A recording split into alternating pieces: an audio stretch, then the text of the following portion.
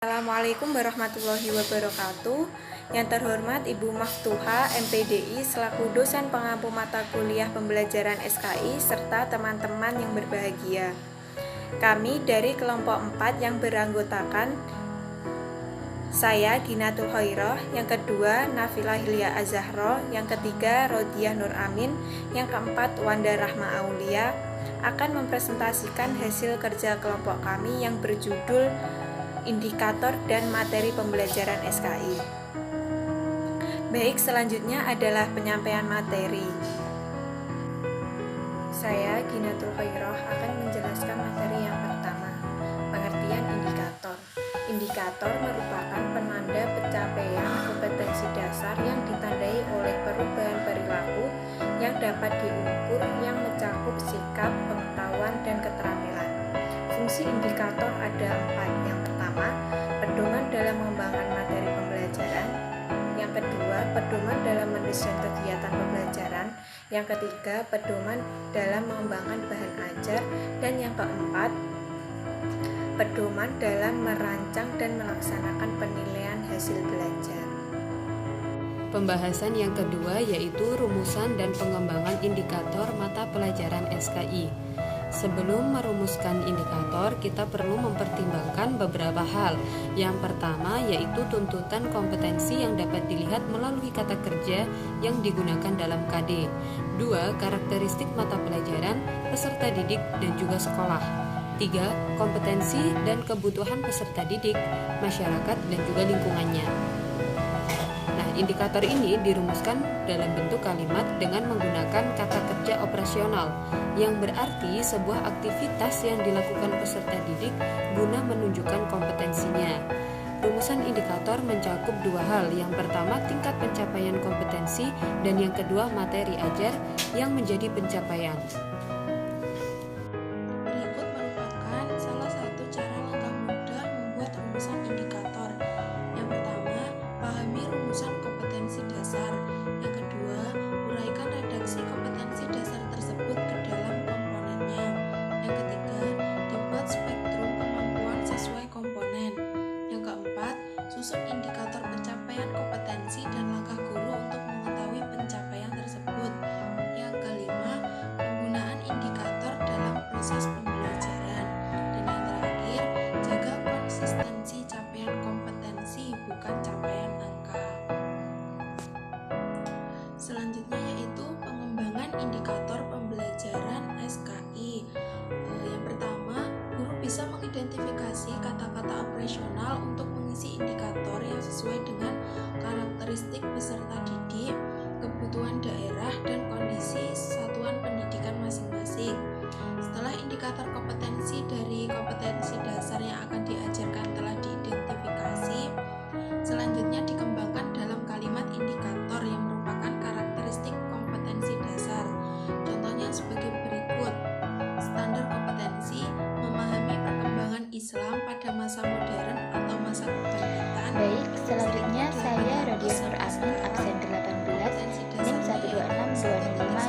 12620521214 akan menyampaikan materi selanjutnya, yaitu mengenai materi pembelajaran. Materi pembelajaran atau bahan ajar merupakan segala bentuk sesuatu yang dapat digunakan untuk membantu guru dalam pelaksanaan kegiatan belajar mengajar.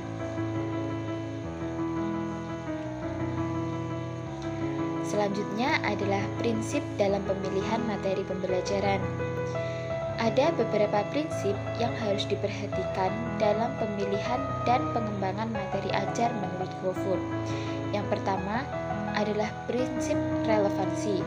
Yang kedua adalah prinsip konsistensi atau keajegan hasil. Dan yang ketiga adalah prinsip adekuansi atau kecukupan. Ada juga beberapa prinsip lain yang juga harus diperhatikan, yaitu sebagai berikut. Yang pertama adalah validity atau keakuratan dari materi pembelajaran. Yang kedua, significance atau tingkat kepentingan, mulai dari rendah, sedang, hingga tinggi. Kemudian yang ketiga adalah utility atau kebermanfaatan materi bagi para siswa. Yang keempat, adalah learnability atau pemilihan materi harus layak untuk dipelajari oleh siswa. Dan yang terakhir adalah interest, yaitu menarik minat siswa agar mereka dapat memahami dengan mudah dan dengan baik.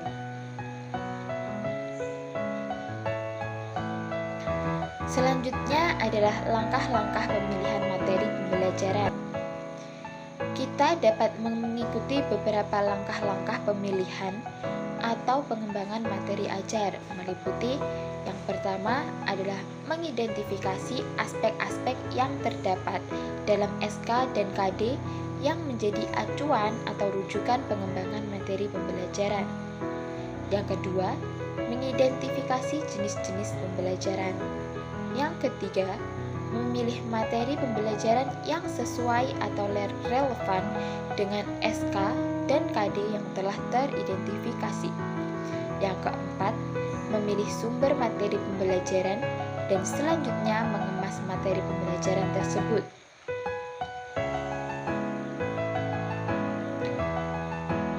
Untuk pemilihan materi pembelajaran, ada beberapa sumber-sumber yang dapat kita jadikan sebagai rujukan atau acuan, yaitu yang pertama adalah buku teks yang diterbitkan oleh berbagai penerbit.